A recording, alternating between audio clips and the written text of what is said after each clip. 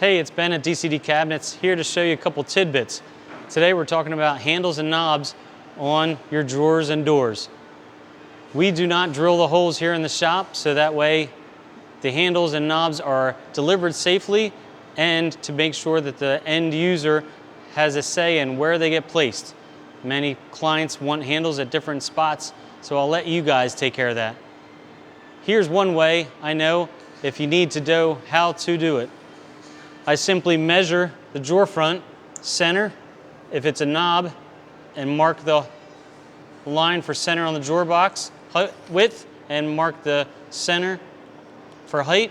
Drill a 3/16 hole for your knob and the knob gets set. If this was a handle, then I would measure from that center point to the two holes equally to drill the holes for the handle.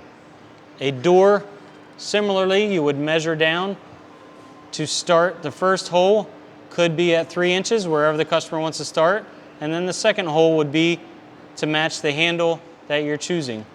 Then the width, I would measure center on that style, so that way the handles are equally placed, and drill the 3/16 hole for the handle. Then it's ready to go.